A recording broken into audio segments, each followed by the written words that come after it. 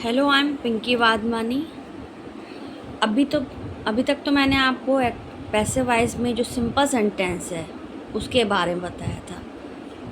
जैसे ही composes a song, I killed a deer. Simple sentence जानते हैं, इसमें नॉट का यूज़ नहीं होता है और इसमें क्वेश्चन नहीं पूछा जाता। सिंपल, जैसे मैं पढ़ रहा हूँ, आई एम रीडिंग। मैं जा रहा हूँ, आई एम गोइंग। मैं लिख रहा हूँ, आई एम राइटिंग। ये सिंपल सेंटेंसेस होते हैं। देखिए, लेकिन एक्टिव वॉइस में क्या होता है, आपके ऑब्जेक्ट दिया जाता है। अगर ऑब्जेक्ट नहीं होगा तो आप कैसे पैसिव वॉइस बनाओगे। आगे देखिए, अब आपको मैं दूसरा बता दूं। अभी तक मैंने आपको सिंपल सेंटेंस बताया था, मैं निगेटिव सेंटेंस का पहले आपको क्लियर कर दूं। देखिए क्या लिखा, he does not compose a song. वह सॉन्ग कंपोज नहीं करता है। ठीक है, तो इसको किस तरीके से करेंगे। डज नॉट है, कौन सा टेंस है ये आपका, प्रेजेंट इंडेफिनिट टेंस है। डज नॉट समझ जाइए। प्रेजेंट इंडेफिनिट टेंस की पहली बात तो मैं पहचान बता दूं। जब हिंदी लिखते हैं तो लास्ट में ता ती ते आता है। जैसे हमने कहा he does not compose a song, वह सॉन्ग कंपोज नहीं करता है। ता करता में ता लास्ट में आया है तो समझ जाए प्रेजेंट इंडेफिनिट टेंस है और उसमें इज एम आर का यूज़ नहीं होता है। ठीक है, और जब निगेटिव सेंटेंस होता है जहाँ पे नहीं का यूज़ होता है वहाँ पर हेल्पिंग वर्ब डू डज लगती है। ठीक, समझ गए। प्रेजेंट इंडेफिनिट समझ जाइए, डू या डज का यूज़ होता है, समझ जाइए प्रेजेंट इंडेफिनिट टेंस। अब आपका दिया कि ही कंपोजेज अ सॉन्ग, वह सॉन्ग कंपोज करता है। तो सबसे पहले देखिए, ही क्या है, सब्जेक्ट। कंपोजेस क्या है, वर्ब। अ सॉन्ग ऑब्जेक्ट है। तो जो ऑब्जेक्ट है पहले आप उसको लिखोगे। Sorry, he does not compose a song ये दिया क्या है, तो ही सब्जेक्ट हो गया और जो कंपोज है वर्ब है। जब निगेटिव में होता है तो डज नॉट का यूज़ हो जाता है। अ सॉन्ग ऑब्जेक्ट, तो ऑब्जेक्ट को पहले लिखेंगे। अ सॉन्ग, जब ये does not present indefinite tense में है तो डज की जगह इस का यूज़ होगा, ध्यान दीजिएगा। अ सॉन्ग फिर डज की जगह इज़। सॉन्ग एक गाना है ना तो इज़ लगेगा। अगर इसी की जगह सब्जेक्ट प्लूरल होता सॉन्ग्स तो आर हो जाता है, लेकिन यहाँ एक सॉन्ग की बात हो रही है तो इज़, डस की जगह से इज़ आएगा। तो a song is not, compose की थर्ड फॉर्म लग जाएगी कंपोज्ड। फिर कंपोज्ड के बाद बाई लिखेंगे, बी वाई बाई। बाई के बाद ही की जगह हिम आ जाएगा। देखिए लिखा है, a song is not composed by him. एक गाना उसके द्वारा कंपोज नहीं किया जाता है। आगे पहले मैं आपको निगेटिव समझा दे रही हूँ, फिर बात को बताऊँगी, otherwise you will be confused. फिर आगे दिया गया, I did not kill a deer. मैंने एक हिरन को नहीं मारा था। अब ये कौन सा टेंस है, which tense is it, past and definite tense. कौन सा टेंस है ये, पास्ट एंड डेफिनिट टेंस। ठीक है, तो पास्ट एंड डेफिनिट टेंस कैसे पहचानेंगे। उसमें तो पहली बात, अगर सिंपल सेंटेंस होता है तो वर्ब की सेकंड फॉर्म आती। किल का देखो सेकंड फॉर्म है, आई किल्ड अ डियर, मैंने एक हिरन को मारा था। लेकिन अगर नेगेटिव ना का यूज़ होता है तो डिड नॉट होगा। हिंदी में इतने ऐसे लिखते हैं, मैंने पढ़ा था, मैंने लिखा था, मैं गया, ऐसे भी लिख सकते हैं। लेकिन निगेटिव में मैंने एक हिरन को नहीं मारा था लास्ट में आया था, या मैंने एक हिरन को नहीं मारा, इस तरीके से सेंटेंस हो सकता है। जब पास्ट इंडेफिनिट टेंस होता है तो उसमें डिड नॉट का यूज़ होता है सब्जेक्ट के बाद। ठीक है, आपका क्या लिखा, I did not kill a deer, मैंने एक हिरन को नहीं मारा था। तो ये जो ऑब्जेक्ट अ डियर है उसको पहले लिखेंगे, अ डियर। फिर डिड की जगह क्या यूज़ होगा, वॉज। क्या हो जाएगा, अ डियर। डिड की जगह क्या यूज़ होगा, वॉज। सब्जेक्ट का ध्यान दीजिए, अगर यहाँ सब्जेक्ट प्लूरल होगा तो वॉज की जगह वर हो जाएगा। लेकिन यहाँ पर सब्जेक्ट क्या है, एक हिरन की बात हो रही है तो डिड की जगह वॉज हो जाएगा। अ डियर, फिर वॉज नॉट, डिड की जगह वॉज नॉट, किल का थर्ड फॉर्म किल्ड, फिर बी वाई बाई लिखोगे और बाई, फिर आई की जगह me. A deer was not killed by me, मतलब एक हिरन को मेरे द्वारा नहीं मारा जाता। देखिए लिखा है, a deer was not killed by me. और ये देखिए तरीका भी लिखा है, subject plus was, verb plus not plus third form plus by plus object. समझ में आया। आगे देखिए, मैं सिंपल तरीका बता रही हूँ। She will not drive a car, वह कार ड्राइव नहीं करेगा। तो आपका पहली बात तो ये टेंस देखिए कौन सा टेंस है, ये फ्यूचर इंडेफिनिट टेंस है।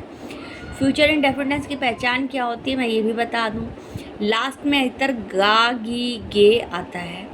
जैसे she will drive a car, वह कार ड्राइव करेगा, बोलते हैं ना, वह कार ड्राइव करेगा। She will not drive a car, वह कार नहीं ड्राइव करेगा, मतलब वो कार नहीं चलाएगा। लास्ट में गा गी आया, गी गे आया, और उसका हेल्पिंग वर्ब क्या होता है, विल या शैल, विल या शैल। वैसे हम आपको ये बता दें, आई वी के साथ शैल का यूज़ होता है, आई वी के साथ शैल का यूज़ होता है, और बाकी जितने भी हैं यू शी उन सब के साथ विल का यूज़ होगा। लेकिन आज के टाइम में जो मॉडर्न इंग्लिश है तो वहाँ पर भी विल का यूज़ अधिकतर सबके साथ हो रहा है, इट डजेंट मैटर। देखिए she will drive a car, ये वाला सेंटेंस निगेटिव वाला बता रहे, she will not drive a car, वह कार नहीं ड्राइव करेगा। तो सबसे पहले हम क्या लिखेंगे, अ कार, ऑब्जेक्ट जो दिया गया अ कार, अ कार, फिर विल का विल ही रहेगा, विल नॉट, नॉट के बाद बी लग जाएगा। फ्यूचर इंडेफिनिट टेंस को अगर पैसिव वॉइस में कन्वर्ट करते हैं तो a car will not be, फिर ड्राइव का क्या हो जाएगा, ड्राइवन, थर्ड फॉर्म आ जाएगी। A car will not be driven by, she का किस में कन्वर्ट हो जाएगा, हर में। A car will not be driven by her, देखो लिखा है a car will not be driven by her. हम आपको एक चीज़ बता रहे हैं, एक्टिव वॉइस कैसे पहचानोगे। जैसे हमने कहा शी विल नॉट ड्राइव, वह कार नहीं ड्राइव करेगा। अगर हम कहते शी विल नॉट ड्राइव, वह नहीं ड्राइव करेगा, लेकिन क्या नहीं करेगा, अगर ऑब्जेक्ट नहीं होगा तो आपका पैसिव वॉइस नहीं बन सकता है। जैसे अगर मैंने कहा कि मैं खाना नहीं खा रही हूँ, अगर मैं कहती हूँ मैं खा रही हूँ लेकिन क्या खा रही हूँ, आपका ऑब्जेक्ट खाना नहीं दिया गया तो आपका पैसिव वॉइस नहीं बन सकता है। तो वह क्या नहीं चलाएगी, कार। तो ये कार ऑब्जेक्ट है, इसको पहले लिखेंगे। Car will not be, will not है तो विल नॉट बी, ड्राइव का थर्ड फॉर्म ड्राइवन, फिर बाई, फिर शी का हर हो जाएगा। हो गया। आगे देखिए, I am not writing a book, I am, पहली बात ये समझ लीजिए, I am writing a book, इसमें एम का यूज़ हुआ है, फिर वर्ब में आई एन जी का यूज़ हुआ है। तो इससे समझ जाइए which tense is it, present continuous tense. कौन सा टेंस है, present continuous tense. Present continuous की पहचान बता दे रहे हैं। अधिकतर जब हम हिंदी में लिखते हैं, जिससे मैं कहती हूँ मैं पढ़ रही हूँ तो आई एम रीडिंग, ठीक है। मैं लिख रही हूँ, आई एम राइटिंग। मैं जा रही हूँ, आई एम गोइंग। तो लास्ट में रहा है, रही है, आ रहा है, तो समझ जाइए प्रेजेंट कॉन्टीन्यूअस टेंस है। लेकिन एक्टिव वॉइस में आपके ऑब्जेक्ट होता है। जैसे I am writing a book, मैं किताब, मैं क्या लिख रही हूँ, किताब। अगर मैं खाली कहती हूँ आई एम राइटिंग, मैं लिख रही हूँ, क्या लिख रही हूँ, नहीं बताया गया तो it will be wrong. I am writing a book, मैं किताब लिख रही हूँ, तो अ बुक पहले आएगा। अ बुक पहले क्या लिखो, I am writing a book है तो पहले लिखोगे अ बुक, फिर इज, बोलो क्या लिखोगे, अ बुक इज बीइंग, क्या हो जाएगा, अ बुक, फिर इज बीइंग, राइटिंग का क्या होगा, written, a book is being written by me, क्या हो जाएगा, अ बुक, फिर इज, अ बुक है तो क्या जाएगा, सब्जेक्ट इज, समझ गए, एम है, अ बुक लिखोगे। अगर प्रेजेंट कॉन्टीन्यूअस टेंस है, देखिए I am not writing a book है तो पहले आपने ऑब्जेक्ट लिखा अ बुक, फिर एम नॉट का क्या हो जाएगा, इज़ नॉट, क्योंकि सब्जेक्ट के अकॉर्डिंग बुक के साथ एम का यूज़ नहीं होता है। अ बुक, फिर इज़ नॉट, अगर यही बुक्स होता तो आर नॉट हो जाता, लेकिन एक बुक है तो अ बुक इज़ नॉट, फिर आई एन जी का यूज़ है तो बीइंग लग जाएगा, B E I N G, a book is not being, writing का क्या हो जाएगा, written, a book is not being, verb की third form, a book is not being written by me, लिखा है, देखिए a book is not being written by me, हो गया। आगे देखिए, ये क्या लिखा है, ये हो गया प्रेजेंट कौन, देखिए इसका लिखा हुआ है, पढ़ लीजिए। इसके बाद क्या है आपका, ही was not buying a bike, वह एक साइकिल, वह एक बाइक नहीं खरीद रहा है। तो आपका ये सेंटेंस दिया गया। अब देखिए इसमें वॉज का यूज़ है हुआ है और वर्ब में आईएनजी का यूज़ है, तो समझ जाइए कौन सा टेंस है। ये पास्ट कॉन्टिन्यूस, जैसे एम में आईएनजी आ गया तो ये प्रेजेंट कॉन्टिन्यूस हो गया। वॉज में आईएनजी का यूज़ हुआ है तो इसका मतलब आपका पास्ट कॉन्टिन्यूस टेंस है। मैं पास्ट कॉन्टिन्यूस की पहचान बता रही हूँ। लास्ट में जैसे इसमें रहा है, रही है आ रहा है, उसमें आता है रहा था, रही थी, रहे थे। मतलब वह एक बाइक नहीं खरीद रहा था। लास्ट में रहा था आ रहा है तो समझ जाइए कौन सा टेंस है। Which tense is it? It's past continuous tense. ठीक है। अब आपका दिया गया है he was not buying a bike, वह बाइक नहीं खरीद रहा है। तो पहले अ बाइक पहले लिखेंगे, अब बाइक, फिर वॉज नॉट, क्या हो जाएगा? अ बाइक वॉज नॉट, फिर बीइंग लग जाएगा। A bike was not BEING, being, buying, buy का क्या हो जाएगा? Bought. A bike was not being bought by him, क्या हो जाएगा? A bike was not being bought by him. अब बाइक पहले लिखोगे, वॉज नॉट का वॉज नॉट ही रहेगा क्योंकि बाइक एक ही है। वॉज नॉट, और जब ING का यूज़ होता है तो वॉज नॉट के बाद BEING, बीइंग का यूज़ होता है। बाई का थर्ड फॉर्म यूज़ करते हैं, कौन सा? BOUGST, by, bought, bought, bought, bought, फिर बाई लग जाएगा, फिर ही का हिम। देखिए लिखा है, अब bike was not being bought by him. आगे देखिए, फिर क्या आपका ये क्लियर हो गया? अब मैं आगे बताती हूँ। ये देखिए फ्यूचर कॉन्टिन्यूस टेंस। देखिए I shall be writing a letter, मैं एक पत्र लिख रहा हूँगा। देखिए फ्यूचर कॉन्टिन्यूस की पहचान क्या होती है? लास्ट में रहा हूँगा, रही हूँगी आता है। देखिए आई के साथ शैल का यूज़ हुआ है। I shall be writing a letter, मैं एक पत्र लिख रहा हूँगा। शैल बी, विल बी लग जाए तो समझ जाइए which tense is it? Future continuous tense. Shall not be, shall I be, shall be, will be से समझ जाइए ये आपका फ्यूचर कॉन्टिन्यूस टेंस है, जिसमें इसकी पहचान क्या होता है? हिंदी में लिखते हैं लास्ट में रहा हूँगा, रहे होंगे। लेकिन इसका आप ध्यान दीजिए, जब फ्यूचर कॉन्टिन्यूस टेंस होगा तो there will be no changes, कोई भी चेंजेस नहीं होगा। मतलब इसका पैसिव वॉइस नहीं बनता है। फ्यूचर कॉन्टिन्यूस का क्या नहीं बनता है? पैसिव वॉइस नहीं बनता है। आगे देखिए इसके बाद क्या दिया गया है? She has clean the room, उसने कमरा साफ कर चुका है। ये कौन सा टेंस है? Present perfect tense. पर प्रेजेंट परफेक्ट कैसे पहचानेंगे? इसमें हेल्पिंग वर्ब हैज़ का यूज़ होता है और वर्ब की थर्ड फॉर्म आती है। क्या होता है? हैज़ का यूज़ और वर्ब की थर्ड फॉर्म आती है। तो उसको किस तरीके से करेंगे? सबसे पहले तो प्रेजेंट परफेक्ट टेंस में, और जब पहचान बता दें तो लास्ट में एक तरह बोलते हैं चुका है, चुकी है। She has clean the room, उसने वह रूम साफ कर चुकी है बोलते हैं। या ये भी कह सकते उससे रूम साफ कर लिया। पहली बात तो वह रूम साफ कर चुकी है, तो आप कैसे करोगे इसको?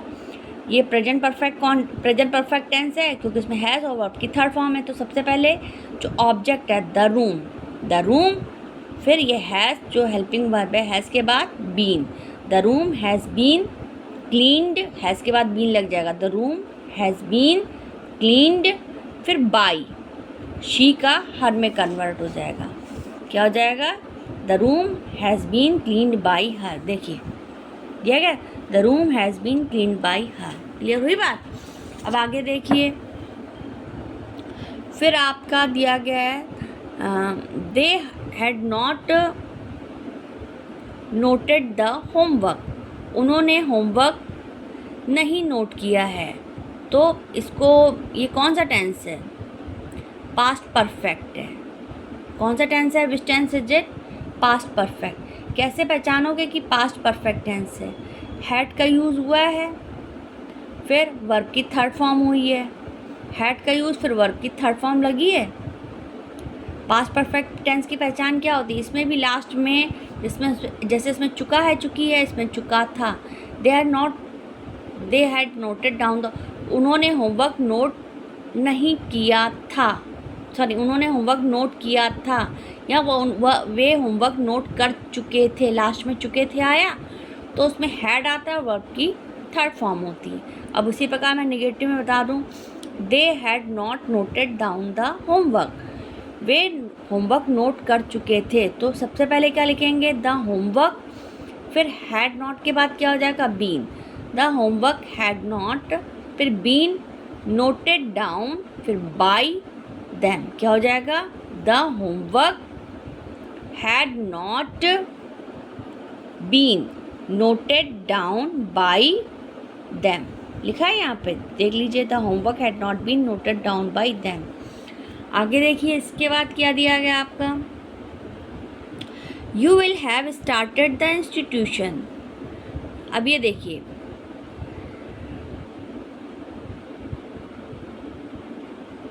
तुमने इंस्टीट्यूशन तुम इंस्टीट्यूशन स्टार्ट कर चुके होगे, तो आपका फ्यूचर परफेक्ट टेंस आ गया। विल हैव लगा है तो समझ जाइए कौन सा टेंस है, फ्यूचर परफेक्ट। विल के बाद मतलब कर चुके होगे, लास्ट में क्या आता है, कर चुके, तुम मतलब इंस्टीट्यूट संस्था स्टार्ट कर चुके होगे, लास्ट में आ चुके होगे, तो विल हैव और शैल हैव का यूज़ होगा।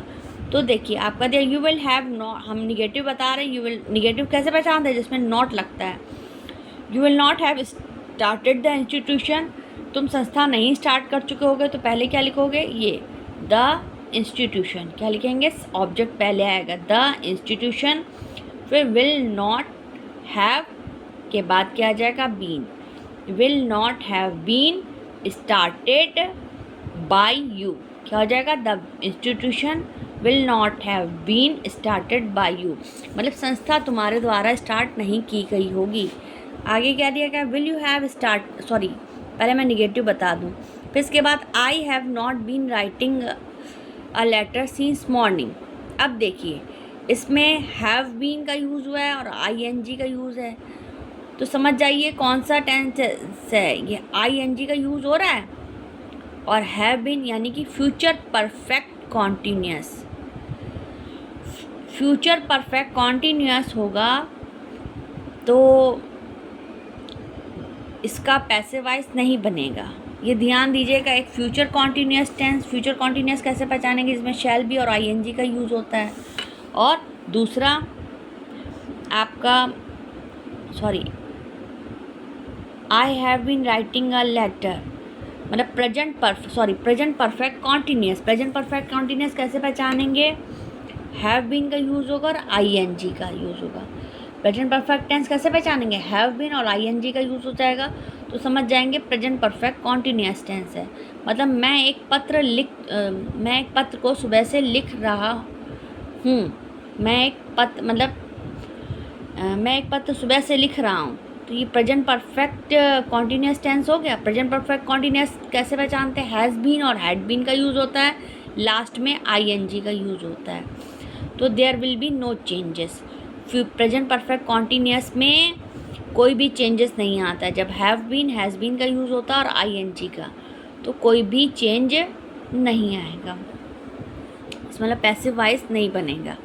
इसके बाद आपका क्या दिया गया, I had not been writing a letter since morning.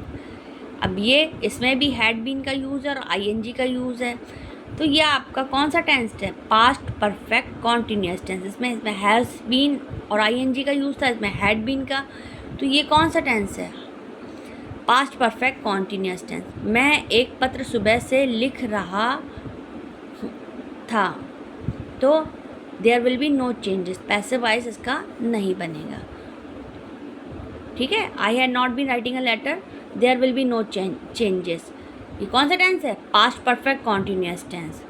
ये प्रेजेंट परफेक्ट कॉन्टीन्यूअस था, और ऊपर फ्यूचर परफेक्ट कॉन्टीन्यूअस था, शैल बी और आईएनजी, शैल नॉट बी और आईएनजी का यूज़ हुआ है, तो समझ जाइए इसमें कोई चेंजेस नहीं आएगा। आगे देखिए, I shall not have been writing a letter. अब इसमें देखिए हैव बीन का यूज़ हुआ और आईएनजी लगा है, तो समझ जाइए ये फ्यूचर परफेक्ट कॉन्टीन्यूअस टेंस है। इसका हिंदी में अगर कहें तो I shall not have been writing a letter for an hour, मैं 1 घंटे से एक पत्र नहीं लिख रहा हूँगा, लिख रहा भी आ रहा और हूँगा तो समझ जाइए फ्यूचर परफेक्ट कॉन्टीन्यूअस टेंस है। फ्यूचर परफेक्ट कॉन्टीन्यूअस का नो पैसिव वॉइस, मतलब there will be no changes का पैसिव वॉइस नहीं बनेगा। इट्स इनफ फॉर यू, इतना आपको समझ में आया। इसके बाद मैं आपका इंट्रोगेटिव सेंटेंसेस का भी बनाऊंगी, पहले मैं समझा दूंगी, फिर मैं आपको डायरेक्ट एक्सरसाइज क्लियर करूंगी ताकि आपको इतना पहले समझ में आ जाए।